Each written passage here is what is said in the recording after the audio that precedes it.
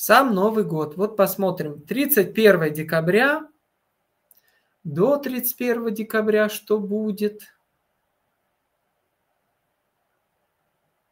Вот тут какой-то может быть и тишина. Молчание определенное. Знаете, у меня все перед глазами темно. И как-то я не слышу взрывов сейчас. То есть они на пару дней могут замолчать. На пару дней могут замолчать. И, в принципе, удар, наверное, надо ожидать где-то на 2 января. 1-2.